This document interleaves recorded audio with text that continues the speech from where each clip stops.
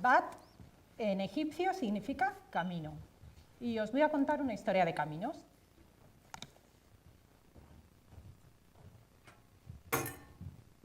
Como cualquier dama que se precie, yo no puedo viajar indefensa. Siempre llevo las armas, la espada y el láser.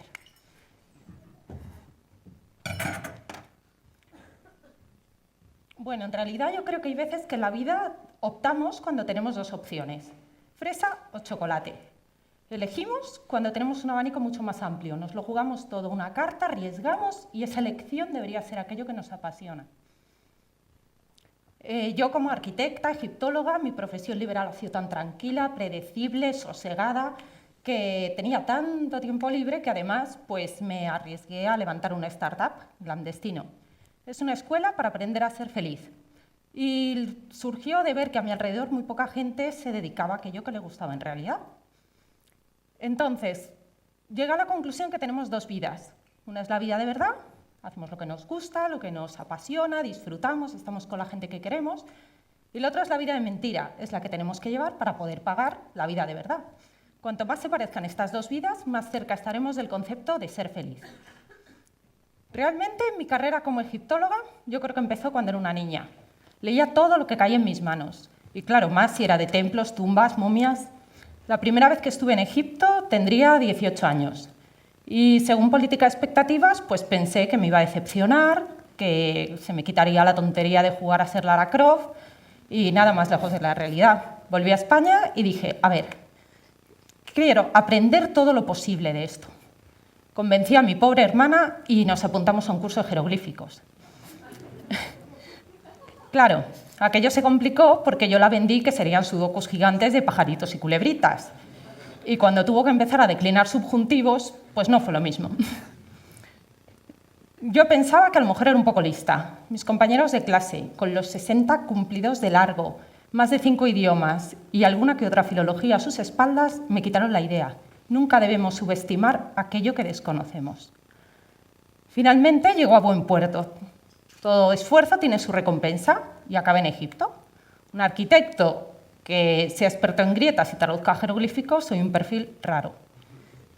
La sensación de entrar en un edificio y poder describir y leer cómo, cuándo y por qué fue hecho hace más de 3000 años es indescriptible. Creo que he encontrado alguna similitud en mi vida como emprendedora y como egiptóloga, curiosamente. Nos sorprendería la de horas que pasamos con los ojos fijos en la pantalla del móvil, cuando ahí fuera, en el mundo real, hay millones de cosas por descubrir. Los ojos son el escáner del cerebro y cuando no observamos perdemos datos. Uno, cuando se plantea un cruce de caminos o un cambio de rumbo, lo primero que tiene que pensar es valorar el punto de partida. Ubicación, dónde estamos y lo que es más importante, en qué momento, vital, profesional, personal. El segundo es el principio de la casualidad. Todo nos pasa por algo y para algo, aunque en ese momento no seamos capaces de verlo. Nunca hay que dejar pasar ninguna oportunidad. El tercero es la comunicación. No estamos solos en el mundo. Una idea que no es contada, escrita o dibujada no existe. Traduciendo esto al antiguo Egipto, pues decir que se desarrolló en torno a un eje estructurante, el río Nilo, con unas fronteras naturales que son los desiertos y alcanzó su máxima extensión con el Imperio Nuevo y la expansión de los Hicsos. Llegó a Oriente, Mediterráneo y al sur lo que es la actual Sudán. Cronológicamente va del 3000 a.C., más o menos, al año 31 con la conquista del Imperio Romano. Se divide en 3 épocas, que es Imperio Antiguo, Medio y Nuevo. El mayor esplendor está en el Imperio Nuevo, más o menos 1200 a.C., con una explosión de la tecnología, la arquitectura, las matemáticas y las ciencias. En Europa estamos en la Edad del Hierro. Rosetta es una ciudad que está cerca de Alejandría. Bueno, cuando las tropas de Napoleón ya abandonaban Egipto, estaban construyendo una barricada para defenderse los mamelucos. Un soldado vio una piedra negra con unas inscripciones en jeroglífico. Si bien esto no era inusual, lo que sí era inusual es que además venían las inscripciones en demótico y en griego. El soldado miró la piedra, la salvó de la barricada y la embarcó a Francia. Gracias a la decisión de un hombre en un instante, se resucitó una lengua que llevaba más de 1500 años muerta. Y, por supuesto, podemos saber un montón de cosas de una civilización que estaba desaparecida. la comunicación. El cerebro es chicle, si no lo movemos no se estira. Y el lenguaje es un reflejo de los procesos mentales. Con lo cual, los jeroglíficos son ideogramas que representan conceptos e ideas. Hace 5.000 años el WhatsApp ya existía. Se mide lo que tiene valor. Se miden las ideas, se mide la economía, se mide la sociedad, las tendencias, los tráficos de red. Las mediciones no son importantes, son más importantes las conclusiones. Y los datos y la información es poder. Los egipcios medían todo para poder controlarlo. Es muy difícil concentrar en unos minutos una civilización entera, pero no dar una idea de un modo de pensamiento. Para un egipcio, el mundo lo regía la Mat. La Mat es el orden, lo contrario al caos y la destrucción. El encargado de mantener este orden y esta justicia en el mundo es el faraón. El mundo es el reflejo del cielo y como tal es el universo infinito y limitado. De ahí la constante dualidad cielo-tierra, porque somos un reflejo de lo que pasa ahí arriba. Los egipcios medían el tiempo. Su calendario es el nuestro, 365 días con unos de rondón para cuadrar que solo se pagó menos. Solo que lo dividían en 3 estaciones según las crecidas del río Nilo. Eso sí, empezaba en el mes de julio con la subida al cielo de la estrella Sirio. Medían el tiempo, inventaron el reloj de sol. De noche no funcionaba muy bien, con lo cual se les ocurrió la clepsidra o reloj de agua, un recipiente y según iba bajando el nivel de agua, unas marcas en el interior señalaban la hora. Por supuesto, estaba calibrado para el verano y el invierno por la diferencia de horas solares. Los mapas astronómicos son asombrosos en cuanto a precisión. Identificaron constelaciones, equinoccios, desvíos. Ponían 2 sacerdotes en las azoteas de los templos con un aparato que era el Mechet a medir y a contar el número de estrellas que pasaban en un determinado tiempo por una línea. Todos esos datos eran pasados a mapas y de ahí la cartografía celeste que tienen. Las constelaciones más usadas eran Sirio, Orión y nuestra Osa Mayor, que ellos llamaban Mechetti. Todavía en la tumba de Senemut, que es un techo astronómico, se puede identificar muy fácilmente la constelación de Orión. Una de las cosas que más me llamó la atención cuando empecé a trabajar en Egipto eran las medidas. Yo tenía que levantar planos y iba con mi medidor láser. Para un lado, pi 4,7, para otro pi 4,7. ¿Cómo podía ser que en ruinas de 3.000 años la simetría y el error era despreciable? Yo en España, con mano de obra supuestamente cualificada, tecnología, todo a mi servicio, una semana sin visitar una obra son errores garrafales. Trasladando todo esto a planos, pues empecé a pensar la importancia de la metrología.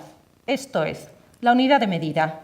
Vamos a empezar a medir en lo que medían ellos. No son metros, son codos egipcios. Aparentes números que no significaban nada porque eran 27,281, traducidos o convertidos a codos reales, eran números enteros, 5, 4, 7. Pasado todo esto a planos, era una modulación y una simetría perfecta.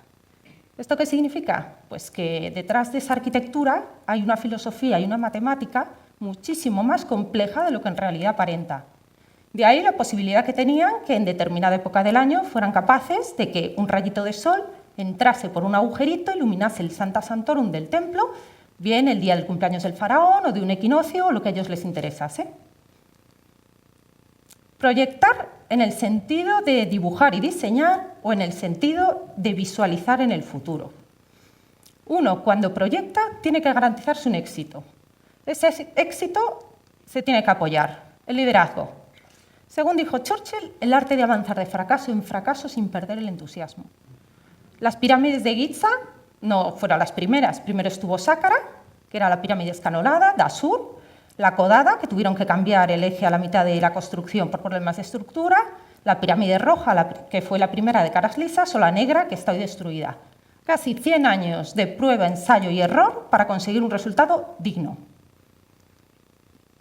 Todos nuestros objetivos deben estar alineados a aquello que queremos conseguir. Hay que enfocarlo, hay que limitar el camino. La diosa Sethat era la encargada de la ceremonia del tensado de cuerdas. Esto es cuando se empezaba a construir un edificio, se replanteaba en el terreno hacia dónde tenía que estar alineado. Tiene un simbolito en la cabeza. Este simbolito muchos autores decían que era una estrella, una hoja de palma. Si ese simbolito, en vez de quedarnos en las 2D, lo pasamos a 3D, vemos que es un instrumento que valía para alinear a las constelaciones que ellos quisieran los edificios. No debemos de quedarnos en las 2 dimensiones, porque a veces, si pensamos en 3, las cosas adquieren sentido. La curiosidad. La tumba de Tutankamón se descubrió en 1922, uno de los mayores descubrimientos de la historia. Hace apenas unas semanas, un arqueólogo británico ha descubierto 2 cámaras ocultas por georradar dentro de la propia tumba. Defiende que está el enterramiento de la reina Nefertiti. Nunca debemos quedarnos en lo que se da por supuesto por acabado. Hay que tener curiosidad e ir más allá. Bueno, yo practico esgrima, me hice árbitro y de las muchas cosas que he aprendido me gustaría compartir 2 ideas. La primera, una que en términos esgrimísticos se llama parálisis por análisis. Uno piensa tanto que es incapaz de hacer nada, se queda bloqueado. Desastre. La segunda, el mejor rival para ganar un asalto no es el más débil, es el que duda. Si aplicásemos o resumiésemos los conceptos de cualquier proyecto, empresa, camino que sigamos para que llegue a buen fin, los voy a concentrar en los principios de la esgrima. El primero es el tesón. Hay que diseñar el futuro. Pensamos en las vacaciones, en el fin de semana, y somos incapaces de diseñar nuestra vida en 5, 10 o 15 años. Si no la dibujamos nosotros, ¿quién la va a construir? Desde luego que los egipcios llevaban un firmamento dentro. Hay que mirar al cielo, soñar, no al suelo. Somos capaces de todo. La segunda es la disciplina. Hay que fijar el objetivo y marcar los límites que no existen, sino el camino donde queremos llegar. Somos multidisciplinares, valemos para todo. Si un arquitecto egipcio, además, era astrónomo, matemático, y nosotros en este siglo y con todo lo que tenemos a nuestro alcance nos limitamos, es absurdo. Hay que querer y conjugar ese verbo para llegar a lo que queremos conseguir. El tercero es la modestia. Como decían los egipcios, la mat o el orden. Sé bueno con los demás y el universo será bueno contigo.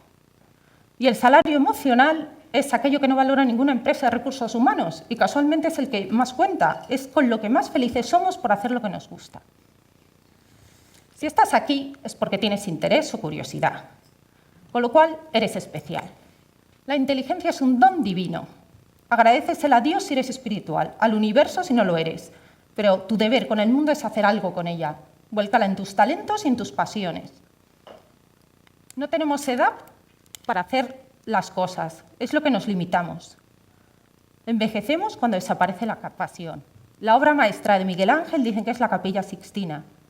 Cuando la acabó, que tenía casi 70 años, es su obra maestra.